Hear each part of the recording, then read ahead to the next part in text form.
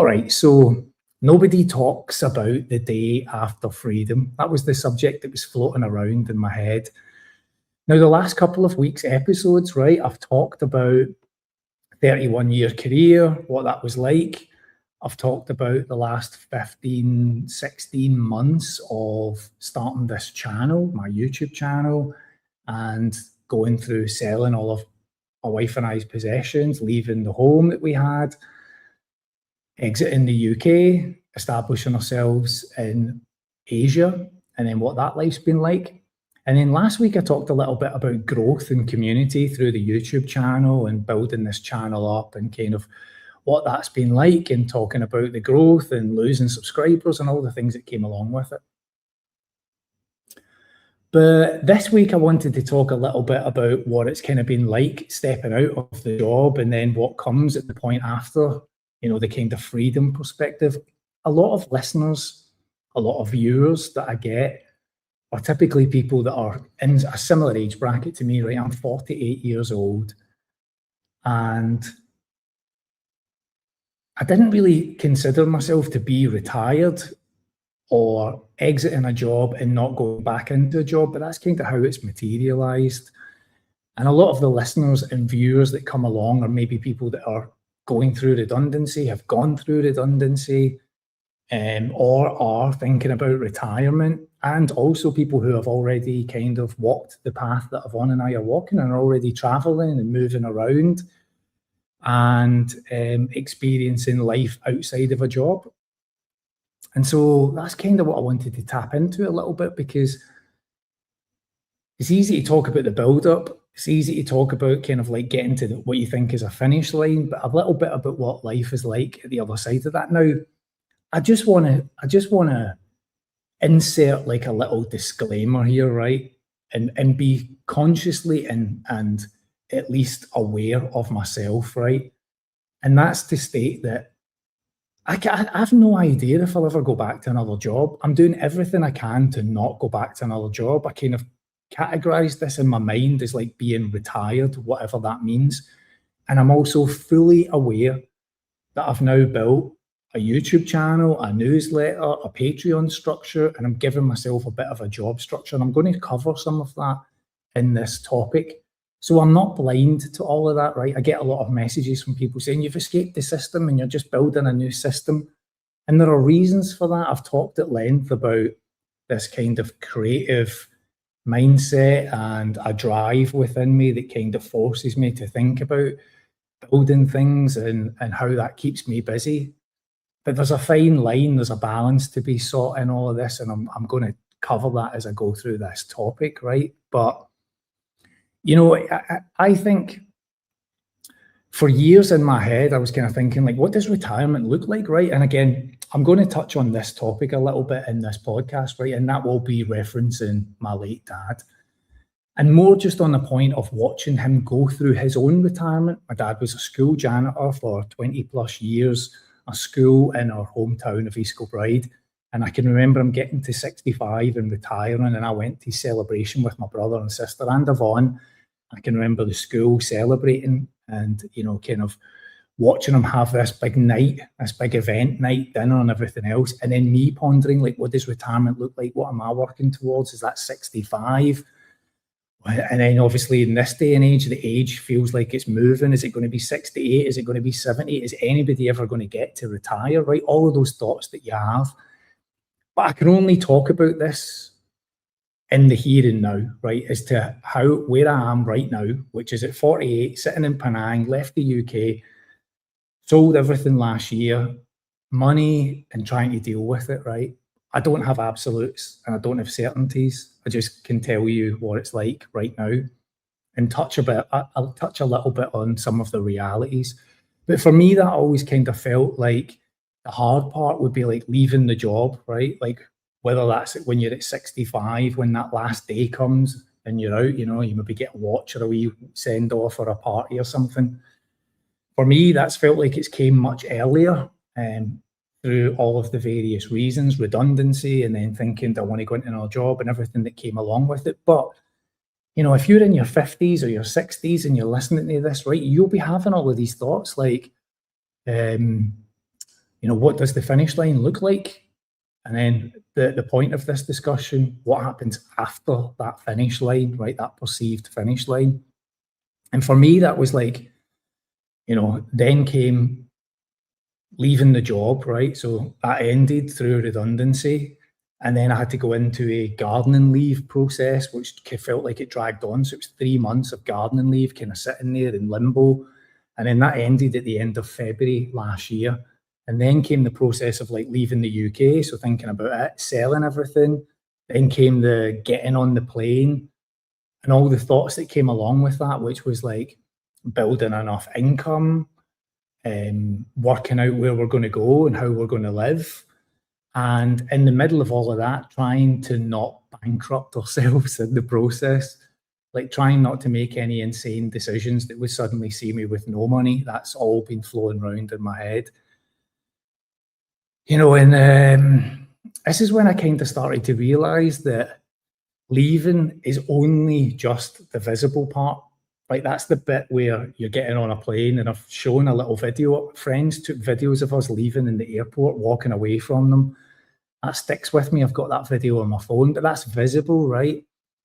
It's the harder part comes after all of that. And this relates to not just leaving the country, but leaving a job, right? Because suddenly nobody is telling you what to do. I've spent 31 years in a job, right? Some of you will have spent longer and will be heading towards retirement, and you're used to being in an office environment or a business structure, and there'll be a hierarchy, there'll be a company owner or a CEO, and there's a structure, and you're following a year's plan or a longer term plan, right? You're always in that structure, and then suddenly one day that ends, and suddenly there's nobody at the other side telling you this is what you have to do, right? And that's when your old identity is gone, right? And that's a big shift, right? Your identity suddenly is gone in the midst of all of that. And suddenly you kind of think like the thing that would fix everything suddenly doesn't really feel like it is going to fix everything. And that's like, you've got all this freedom. Now, again, come back to my dad, right? I remember my dad finishing up and me being like, what are you going to do now, Dad? And I've always found inspiration in my dad's path after that, because my dad was a very keen photographer. It was a hobby for him from as early as I can remember. And then this became like a new life after his job of being a janitor. And suddenly a hobby turned into a small business, and a small business turned into a profession. And what I mean by that is my dad did photography, loved horse racing. And he started going to point meeting and show jumping and taking photos. And it started out selling a little picture here and there to jockeys and horse owners and stables and everything else. And he did that for years. And then he started getting into doing a bit of the football. And through all of that, he ended up becoming the Airdrie football photographer, club photographer. And that was a job until he only gave it up a year before he passed away at the age of 77. So from retirement at 65 until 76, he started this whole other business, right? And, again, people will message me and say, you've left the system, don't step into another system. And then I look at my greatest influence in life, my dad, and go, he left a job and then immediately created a whole other business out of it. And he loved it. There was nothing greater than having my dad come to visit, spend a couple of days with Yvonne and I, and he would get the iPad out and he'd be like, look at this photo, son, look at this photo, son, showing me all his photography work. Right? He was pleased as punch with all that. And I loved sitting looking at it all with him, like this newfound passion. So I recognize a lot of that, right? So when you're out of job, and this is why I talk about it, this is why I'm talking about this now, right? So the fantasy of escape, right? You think about it, right? Most people carry some kind of version of fantasy in their head. If I could just retire, if I could just leave this job, if I could just sell up everything, if I could just move abroad, if I just had enough money, if I could just get away from the UK, if I could just stop answering emails, going to meetings, dealing with the alarm clock in the morning, making the commute. You get it, right? Said enough there. And all of that makes sense, right? All of that makes sense. And you kind of feel like if I get to that point, then there will be relief, right? If the job is the stress for you, right? And I found that my job was very stressful, and suddenly there's no job, then you will have peace.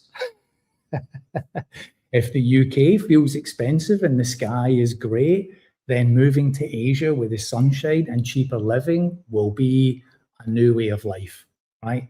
If the office to you feels like the cage, then leaving it must be freedom. Those are the kind of things that go through your head, right? And sometimes all of that, I mean, it does mean that, right? But it's not always in the way that you might imagine. The fantasy is usually very visual, and for people who've followed this channel, right, and know I've talked about visualization, talked about Yvonne and I outside the house, the van in the drive, everything sold up, Yvonne and I arm in arm, and we made that happen, right? And for those that have followed this, I talked about what I just really want out of life is to be sitting near a beach, the ocean washing up, and sit with a nice coffee in the morning. Beach, coffee, have my laptop, do a little bit of work, warm weather, cheap food, no boss, no commute, no meetings to go to, no Sunday night dread, no, can't get to sleep because you're still thinking about the numbers. That is the brochure version of all of this. But the day that when it comes, right, the freedom moment, that's not the brochure. It's not the brochure, right? It just isn't. It's much quieter than that. And suddenly you wake up and you're realizing that there's no structure unless you build one. And I'll say this, I finished in my job around late November. Yvonne and I had December. And then on January 9th, I started this channel. And I knew at that point I needed something. It would be very easy for me to drift into, being one of those guys that just goes and sits in the pub and has a beer and sits in the house all day. I could see little tinges of that in the month that I had out, just feeling like the December month, right? Feeling low in that period. And starting the channel for me was like a drive in the right direction, was like a push, right? But, it's like there's no identity for you at the end of that job. You're no longer like, when you get asked like, oh, what is it you do? You might be like, well, I work in a dentist, or I work in sales, or, I'm a mechanic, and that ends. What do you say at that point? What do you answer? When somebody asks you, what is it you do now? What do you say? I mean, I genuinely struggle with that now at 48. I don't know what to answer. I don't know if I'm supposed to say retired, to early retirement, or I invest, or I create content, or like what? Like none of them quite feel like right at this point. Feels very early, but I'm trying to like work on it. And that's a genuine question to ponder in your head, right? Because now there's no boss to impress. There's no company to blame about your issues or your concerns or your worries or your stress. There's no system to push back against. And that is both a awesome feeling, a wonderful feeling, and at the same time, unsettling. That's probably the honest way that I could describe it. So freedom felt like a finish line in my head. And you think about it in your thoughts, right? Get through the career. And again, I'll go back to it. Like my original plan was get to 65 and retire, and then suddenly that starts speeding up. In the midst of all of that, I'm thinking like earn money, save money, survive this corporate environment, like don't let it eat me up with the stress. get through the grief of the last couple of years from losing my father. And as Yvonne has touched on, her own family members that have passed away, then get through redundancy, then sell the stuff and get through that, then leave the UK, then arrive somewhere warmer, and suddenly all that internal pressure, all of those struggles would lift. But the strange thing is, when you actually get across that line, right, there's no band there playing, there's no trumpets or anything, right? It's just quiet. It just becomes like another morning. It just becomes like you just wake up yourself. Same brain, same thoughts, same nervous system, same habits, definitely the same fears, same tendency to scan the same problems. And some part of you then starts to think, right, what am I going to do? What needs doing? What am I going to work on now to keep myself occupied? And I think that was the part that I had to overcome the most. Now, I watch YouTube channels, right? There's a guy who comes on here who chats from time to time, Noel, right? He's got his Blue Balance channel, retired policeman, right? And he started his channel, and I watch other channels about retirement. And what I see of that is people who have retired from stressful careers and jobs and everything else, and are doing the same as me. They've put themselves into something else, right? They're now giving themselves something else to focus on. Content creation, sharing a message, sharing experience. That's kind of, you know, where I've gone to with all of this. And yeah, you know, in the midst of all of that, for me, I've left the UK. But one of the most surprising things for me was that my nervous system of that last 31 years, it was in the luggage. It was still coming with me. I removed the job, took the job out of it, but the work engine is still running. And that work engine is the thing that's like, make a video, build a website, create a quiz, write a newsletter. That's the engine. And that's part of the nervous system. And it doesn't just disappear the second that you're no longer working anymore. And that part, being brutally honest, has caught me off guard, if I was being truthful about all of this. So nobody really warns you then about identity. Now, for 31 years, sales, right? What do you do? Sales. I've also explained before, I worked as a DJ, I've made music, and I've stopped that. I've retired probably twice out of that. Retired and then kind of brought it back for a few years, and then kind of ended that also last year. And I felt the kind of identity loss of that. I was known as a particular artist in a particular field, got to know a lot of people, and then suddenly that was over. And I felt that kind of loss of purpose and identity in the past. For many, that will be a career, right? So, you know, again, like your management or your leadership or whatever it is you're doing, right? Police officer, whatever. And even if the job is like stressful, and even at the points when you're like tired, right? That was still your answer. That was your socially acceptable answer as to what you did. And then that's gone. That's over, right? It located you to somewhere in the world, a position. You were in a kind of box at that point. And then all of a sudden that disappears, right? And suddenly that answer becomes weird, right? And again, give you an example. We were traveling recently, going to Thailand, and on applying for the visa, it asked us a simple question: what do you do? And I said to Yvonne, creator, YouTuber, writer, podcaster, investor, retired, traveler, unemployed, self-employed, house sitter, man that walks dogs. And there is a serious awkwardness in all of that.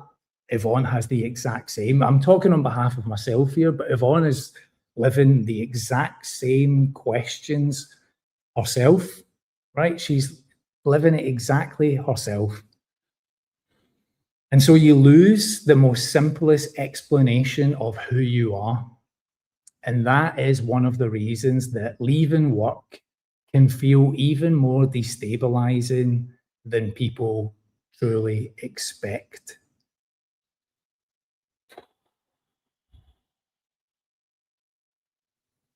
Even if you wanted to leave, right? Even if you hated parts of it, even if you're happier now in all of this, there is still a period where you're building a new life out of spare parts. You know, when I do this channel, right, I think about my kind of marketing structure and my sales brain and all of those bits I'm kind of hobbling together and trying to figure out this new life out of all of that. So freedom can be a little bit frightening. It sounds a little bit ridiculous, right? From like maybe from the outside. Like how can this possibly be frightening? But you know, work gives you structure, right? We complain about it as much as it's stressful and you know your environment and everything else, but you do rely on it. It gives you a start time, it gives you an end time, it gives you a calendar to work to, it gives you structure, it gives you reason to get dressed in a particular way, people that you speak to on a regular basis, problems that you have to solve in that job, deadlines, urgency, feedback, status. And of course, in all of that, it gives you money, right, that arrives on a schedule. In my last job, 25th of every month, you're getting paid. That feels comfortable, right? And I would often sit in that job and think, God, what would actually happen if all this ended? How would I survive? And then suddenly one day that came along and it was like, you got to figure it out at the other side. Now, for people that might have been like self-employed, right? You're used to this environment. This will sound like nothing to you. You've probably been through that cycle. For me, that was a very different experience, having gone from school all the way to that point, never been out of work, never having to worry about it, always having a monthly salary for 31 years, and then suddenly that's gone, right? So, you know, you can hate the machine, but still be shaped by all of that. And then suddenly you remove it, and now it's just a Tuesday morning. Nobody's expecting you to be anywhere. Nobody's set an agenda. There's nobody checking up on you to see what you're working on or how your output is, you know, progressing. Nobody cares whether you have a productive day or not. It kind of sounds like bliss in many ways, but it can also be super quiet. Again, people who have been made redundant, people who have gone out of jobs, right? The thing that really ticked in my brain, there was a period of time where I was like keeping in contact with people. I still do. I spoke to a work colleague from my last job today, WhatsApp messages, just a check in. Hey, how you doing? I don't want to hear anything about the work, but me and that person got on very well, and I like to keep up with how life's going for them.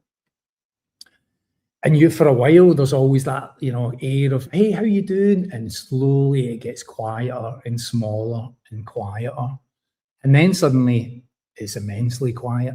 It's very quiet, right? Suddenly nobody's checking in with you anymore. And that is quite, well, it can shake the nerves a little bit. Because the old life might have been like stressful, but it gave you a script to follow, and freedom doesn't have a script. It's gone. And now you have to kind of write the next page yourself. And that's how I felt about this channel. That's how I felt about making content, and why I see so many other people doing very similar paths, right? They step out of a job and then think, well, I want to create something, or I want to do something, whether it's a Substack or write a newsletter or any of that, right? That's where that comes from, because suddenly script is gone. Got to write it yourself. So the first months are definitely not champagne. my early period of redundancy felt very lonely, very quiet, definitely feeling a bit depressive, if I was honest, and then trying to snap out of it by creating this channel. And I think people kind of imagine like you're just going to have this constant relief, like every morning feels like you've won the lottery. Like, yes, I don't have to do anything. But the reality is, it doesn't really feel like that. You know, for me, it's like now the reality is like wake up in the morning. Right now, the reality is wake up in the morning, get the dogs, go for a walk. Structure, right? Take the dogs out for a morning walk. And then it's followed by a couple of hours of quiet. Get back to the house here, the dogs lie down, go for a sleep. Yvonne and I have a coffee, we have a bit of fruit. We relax, right? That kind of works for us. Do a little bit of work on the laptop, kind of take things easy. But there's always thoughts in my head, like, I mean, I would be lying if I said there aren't moments that I'm like, how long is this money going to last? What happens if YouTube doesn't work out? Was this a mistake? You know, what happens if one of us gets ill? What happens if we need to go back to the UK? Like, what happens if this only works out for a period of time? Like, those are all honest questions that I ask myself in my mind. And I think that would be only fair to disclose that, right? Because like uncertainty is now more visible, because in your old life, right? Your old life, the job hid a lot of that uncertainty. You had a salary, you had a title, you had a routine, and you had the illusion of stability. I mean, I've been asked before, like, oh, what happens if this happens and what happens if that happens? And the reality was, like, even in the job, there was that much uncertainty. Like, 31 years, 4 years in that last company, and it was gone in the space of a couple of months. Like, that's uncertainty. It's masked because you're like, I'm in this company, I'm earning a monthly salary, I've got a title, I've got responsibility, then it disappears really quickly. That's how fast that happens, right? That's the illusion of stability. And in the new life that you've now got post all of that, you can see the machinery much more clearly in all of that. You know what's coming in, you know what's going out, you know what needs to work. And there's freedom in all of that, but there's also exposure as well. And there's like a hidden withdrawal from work. It's one of the kind of strangest bits that come through in all of that, right? You leave work because you want to get away from like the meetings and the emails and the politics of the office or whatever job, right? The pressure, the nonsense, the drama, all of that stuff. Then after a while, you start to kind of realize like you miss a bit of that rhythm, right? Not because like you loved it, right? But because it was familiar to you. And then all of a sudden, this is very different. Familiarity can disguise itself as happiness. Let me pause on that for a second and take a drink of my grape drink. Like you kind of, you miss knowing where you fit in. You miss having people around, the meetings, the calls, the whatever's going on, the office time. You're needed in that job. You miss being useful, the urgency of things, deadlines, sales targets, KPIs, whatever it is you're doing. I'm using my own examples there, but apply it to yourself. You miss the sense that something has to be done. For me, that was always like monthly targets, quarterly targets, biannual, annual targets, right? All of that goes along with it. And then suddenly that's gone. And that's, for me, the scoreboard. You miss the scoreboard of the year. But even though the scoreboard was exhausting, right? And in a sales job, like you're only as good as your last sale, right? And the warehouse is never empty. And that is truly exhausting. That was a thought that came to me very early on when I was in a sales job, was that the stuff never runs out. There'll always be another delivery. you'll never get to the end of it all. There's no completion. There's no moment where you go, hey, high five yourself. The warehouse is empty. That doesn't happen. There's always more, do more, sell more, create more. And that's the part, right? So I don't miss like the politics of the office. I don't miss that pressure now, right? I don't miss pretending to care about all those little things. I no longer care about any of that. I don't think about any of that now. But that's the part that your nervous system is trained on, right? That's the part that your nervous system's focused on: targets, problems, performance, urgency, output, feedback, emails, meetings. Like, people needing answers, right? Yvonne's, I always think about Yvonne's job in all of this. You know, she would get tickets coming in, working in IT. This has got to be fixed, but there would always be somebody asking for something more important. My thing's more important than your thing. Constantly stressed out by all that pressure, right? Somebody always looking for an answer. And then all of a sudden you take all of that away and your brain just doesn't suddenly go, oh, peaceful, right? It just doesn't. It starts looking for another job. Your brain starts looking for another job. And for me, that's been YouTube, Yvonne, Substack, house sitting, pet taking care. Let me say that again, taking care of pets. Get that the right way around.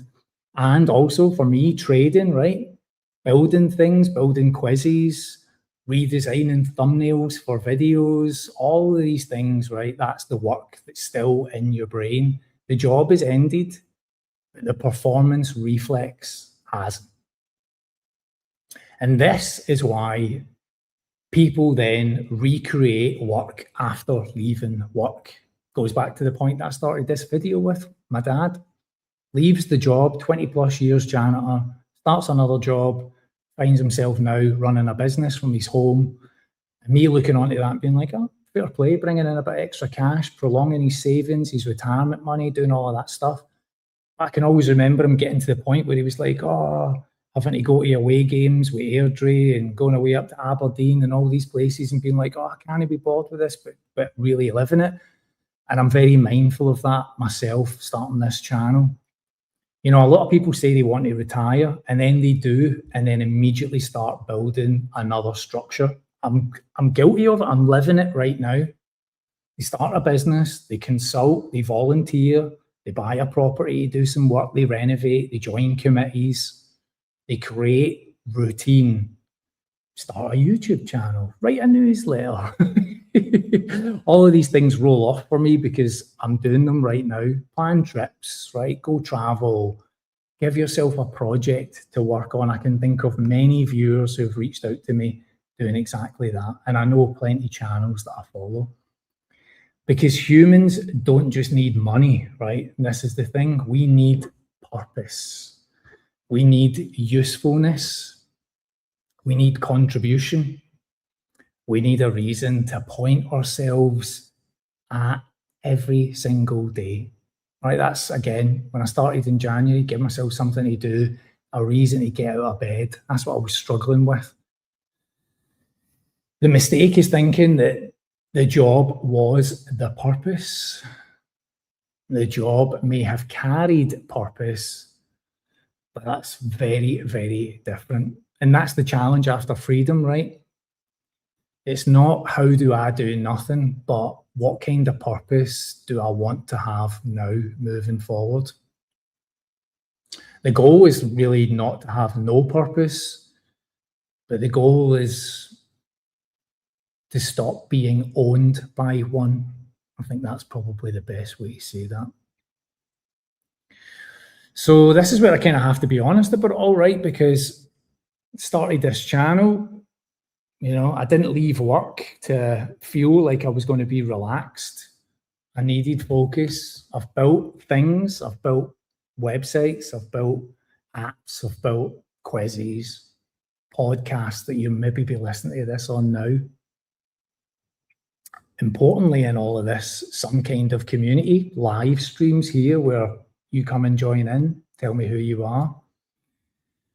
And part of me looks at this, right, and then thinks, like, I've escaped work, or have I just built something smaller? like a self-employed version of another job. That's the fine line that I'm treading all the time. That's the question that I'm constantly asking myself, and I've been asked in the comments. The channel has given me purpose whilst traveling. It's given me focus. It's given me connection, not just people here in the comments, but real meetups with, fellow content creators and other people that are traveling and living a similar life to all of this. It's given me income. It's helped me earn a little bit of money, and income helps me prolong the runway that I've already built as well, extends the money. It's given me a place to process all of what has happened, to communicate all of this, to share with you what life has been like over this last 15, 16 months. But it can also just become another machine, right? There's views, subscribers, comments, emails, Patreon, revenue, topics, performance, drifting back into the same territory that I've just left. The thing that kind of gave you freedom in the first place can start asking for more of you. The last few weeks of talking through all of this stuff has felt really important to me, because it's allowed me to kind of process exactly where I'm at with all of this, what it feels like. And the question that I've kind of been asking myself over these last couple of weeks is not, how big can I make all of this? That's been really evident to me. The question's more been like, how do I build this without losing the reason that I started it in the first place? So another surprise of all of this, right, is just the ordinary days. I've made videos recently, particularly in Bali, where I've shown you a day in the life, right? And there's some realism to that, and there's also, that was a day in time, in a specific moment, in a place. Every day is not like that. There's this expectation that it's like super nice hotels and going to the beach and cocktails and nice flights and, all of that kind of permanent excitement. And the reality of all of that is that's not the case, right? The ideal day is like a quiet Sunday, where it's like a walk down to the beachfront with the dogs, that coffee, quiet morning, YouTube on the TV over my shoulder with a bit of jazz or something like that on it, or watching Scotland at the weekend win, right? That's like a highlight. Those are the kind of days that I'm looking for. The quiet days, the wander down to the 7-Eleven, buying, a bar of chocolate, a cold coffee in a can, going to the gym, writing a newsletter to go out on Friday, just sitting with Yvonne, quietly relaxing. Those are the real days. That's really what we wanted out of all of this. Having a day when nothing's urgent, realizing that you don't have to be anywhere, doing this sit, for example, 5 weeks in one fixed location in a house, comfortable bed, the beach nearby, stability for a number of weeks where we're not moving, we're not packing up, we're not taking trains and flights and everything else. It's not constant excitement. It's just a bit of space, less rushing around, more choice, less noise. Those are the kind of bits. These are the real days. That's like what I class then as like living. That's been a massive shift. That's been a massive mental shift, because the old days were like filled with activity and calls and everything else. You work, you get to the end of the day, you're knackered, you recover, you work again, get to the end of the day, you recover, you work again. Made a video recently talking about the exchange of your time in a career for holiday entitlement. And somebody wrote to me and said, when I talked about 28 days off in a year, they said, you've got that wrong, John, because many people get a Saturday and Sunday. And I thought, how many people think about the Saturday and Sunday like, that's your time to start a project? Most people I know, like, they've got kids, right? So the weekend is like doing something with the kids. I worked in retail for many years, so I worked the weekends. I would have a day off like on a Thursday, for example. Weekends meant nothing. And then for me, it was like, I would be traveling on a Sunday. I'd be getting a late night flight. or be going to a conference, or be going to a show. This weekend is a show in Scotland for the last 4 or 5 years I would have attended and worked through the weekend. So, you know, suddenly you take that structure away, and now you're just sitting on a Tuesday, having a coffee, and those are the quiet, real days. It's not a holiday. You're not on holiday. It's just an ordinary day that in itself just suddenly has more value to you. It's a completely different way to live. And from all of that, right, there's like a new currency in all of this. The old life that I talked about there, right, I had the scoreboard was clear. Salary, bonus, job title, promotions, company car, get a house, pension, the status that comes with it, logging on LinkedIn, writing posts and comments about the job that you do, all of that stuff, which then comes with bigger roles, more responsibility, bigger numbers, all of that. That's the scoreboard, right? And like for a long time, there was absolutely nothing wrong with that. That was my life. That mattered. That felt important. Money matters, right? Security matters. Those were important. But then all of a sudden you step away from all of that and the scoreboard suddenly changes. Now the currency for you is very different. For me, that's been health, right? Falling ill, recovering from all of that, losing weight. It's time, spending time, quality time with Yvonne. It's peace and quiet, mobility, choice, being able to move around locations, warm weather, just waking up in the morning in the sunshine, you know, a quieter morning, strong relationships, a good walk, a body that works, feeling good, and a mind that's just not constantly braced. A Sunday night fear part of your brain, like absolutely gone. A day without dread. And that's probably the reality of all of this. That's the new currency. But it takes time to adjust to all of that. It really does.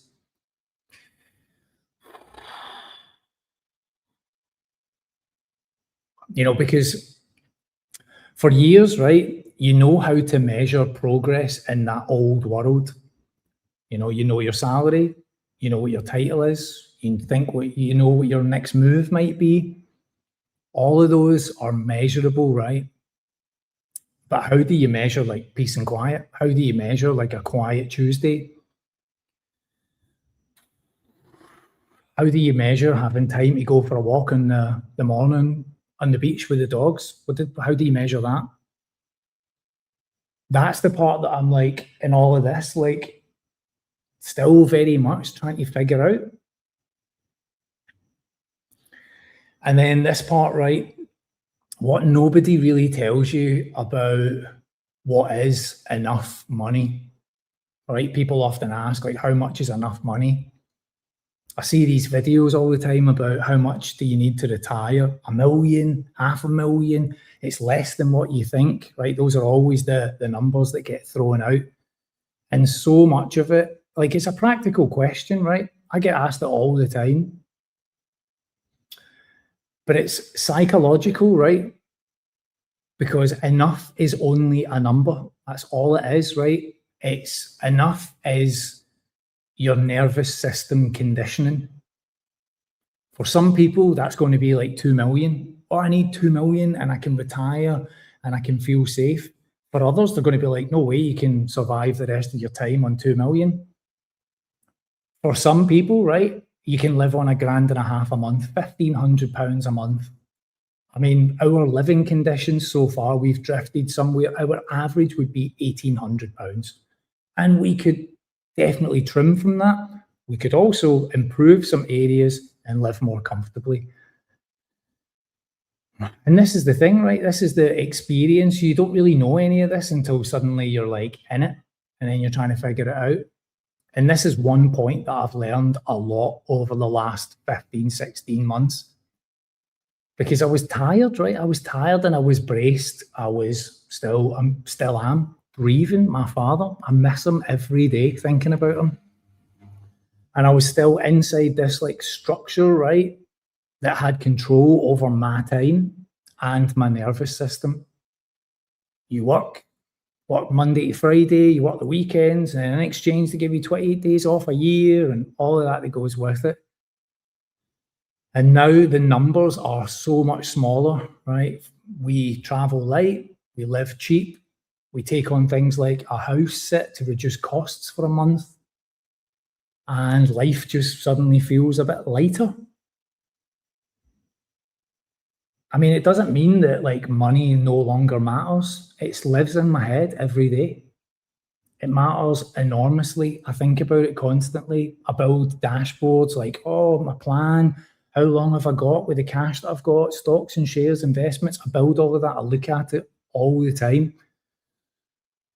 And the question that comes up, right, is like, it's not only like, how much do I actually need, but it's also like, what does this money, like, what does it need to protect now? And for me, it needs to protect time, peace, choice, health. Those are all the things that I think about. And the ability to not have to return to something that was like quietly breaking me before. And that is a very different financial question to be asking yourself. And from all of that, freedom then, it doesn't remove responsibility. That's just another thing that people will get wrong in all of this. Freedom is not the absence of responsibility. It's choosing your responsibilities more carefully. My responsibilities, me, is Yvonne, our finances, health, this channel, the people who support this work, the life that we're trying to build at the other side of it. To me, myself, right, those are all the things that I'm thinking about. But they all feel like much more chosen. Like they are the things that I live with now. It's not a company structure. It's not an annual target. Some of them feel heavy, like the money situation always feels heavy. Some of them will trigger old pressures. But there is more choice than there felt like there was previously. Not the absence of like work or the absence of pressure, not the absence of problems. Like, you know, we've stepped away from the UK. So, you know, UK problems, travel problems, money problems, health problems, identity problems. The question in all of this is like, which set of problems would you choose to have now? And would you still choose to have these particular problems, even with the uncertainty of all of this, right?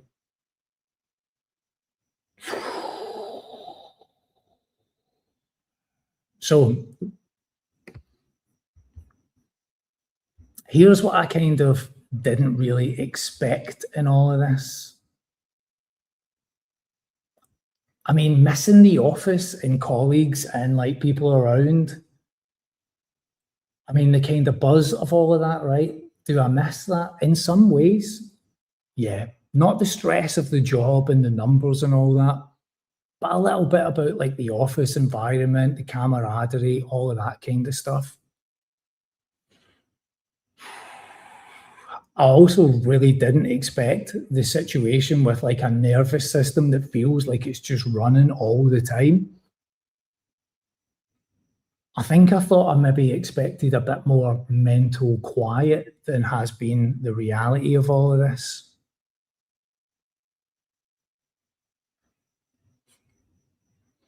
I'll tell you, I don't miss possessions. I don't miss the stuff. Yvonne asked me tonight, do you miss driving? We were watching a TV show that had a nice car in it. She was like, do you miss driving? And I was like, I miss it. Like, see, getting in a nice car, sure. The owning it and the money and the bills and like the servicing and all that, don't miss any of that. I don't miss the stuff. Today is the 17th of June. On the 4th of July last year, I sold my record collection, something that I'd had my whole life, built my whole life. It's my earliest memories. I had bought records. One of the first things I ever did with pocket money, and it's all gone, and I don't miss it. I'd hardly even listen to music now. Listen to a bit of jazz on YouTube. I don't miss like having to prove myself in the job, like the kind of battles that were going on with all of that. Don't miss any of that. I don't miss the house that was full of the stuff. Don't miss like the weight that all of that carried. I don't miss having to like perform. I mean, obviously I make videos. Can I do that in my own style? But the mask that I had to wear to go to the job, I don't miss any of that either. I would be fascinated to know from people listening to this, like that are out of life, out of work, that have moved into this next phase, if any of that resonates, if you think about any of that stuff, what it's like at the other side. So here's what I would say to anyone that's like kind of planning your own freedom. And again, I opened this right by putting a kind of disclaimer in place, which was, I recognize I'm 48, I've no idea what's a year, 2 years, 5 years down the line. So I asterisk this, right? I realize I'm giving you advice from the perspective of still relatively young and could go back to a career and all those kind of things. But I can only give you it from my own mindset as of right now, right? But just don't only plan the escape. You've got to plan the next day.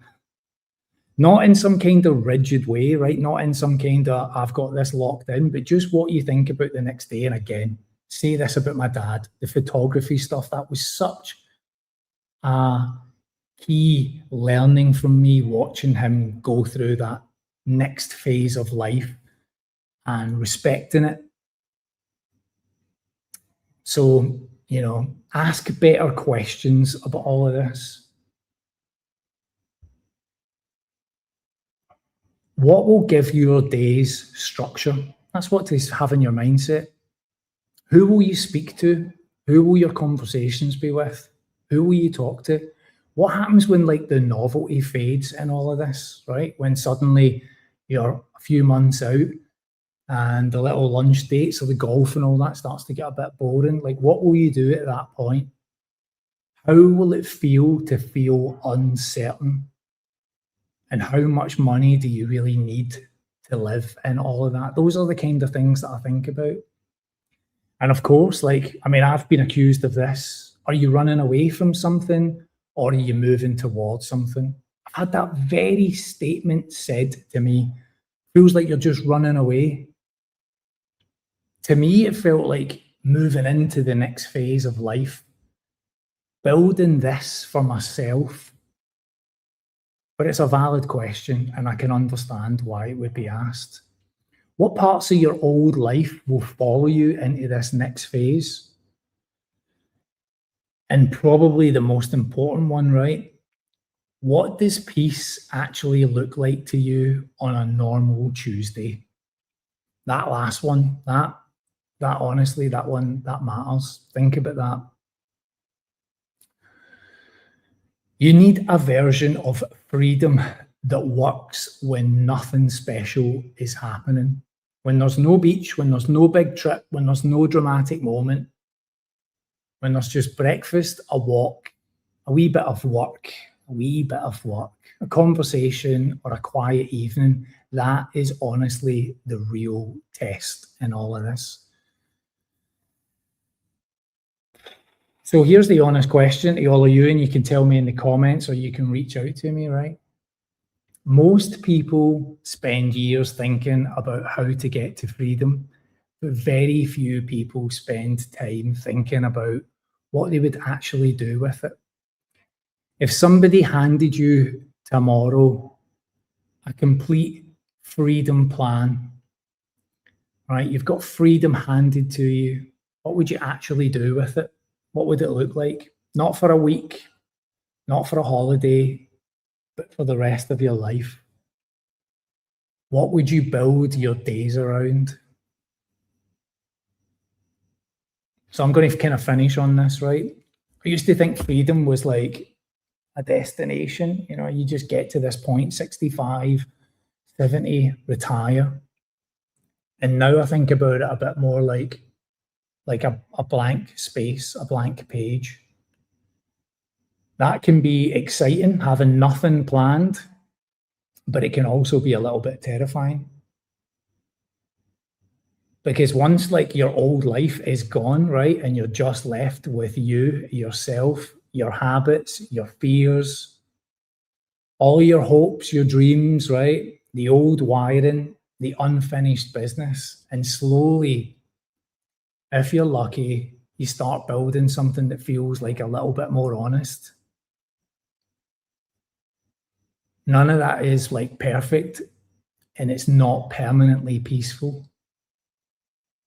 But it could be something that you've chosen, and it definitely will not be worry-free.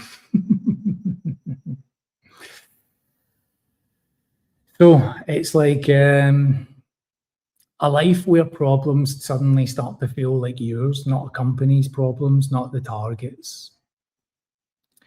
A life where the scoreboard is suddenly changed. That new scoreboard is something that you set, very different period of your life. And a life where you're no longer trying to win a game that you no longer believe in. That's what I thought about in all of that. I think back to that last job, goals and targets and everything else. I had to believe in it. And really deep down inside, not really. As I stated before, like I was good at the job. I didn't really love it. And now I do this stuff, right? And I absolutely love this. Totally new goal, totally new scoreboard to focus on, and something that fills my days.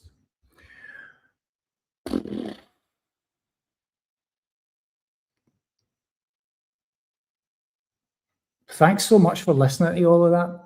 It took me a little bit of time to prepare all of that. I had to really think through all of that this week. The last couple of weeks have sat quite weighty in my mindset, talking about all of those various topics, the job and everything else. All right, I'll end on that. Thank you so much. Let me know in the comments your thoughts on all of this. And I'll see you on Saturday for the coffee morning. Open chat, open discussion. Bring your questions, your comments, bring a coffee. And I will see you at 10 a.m. UK time, 5 p.m. here in Malaysia. See you in the next one.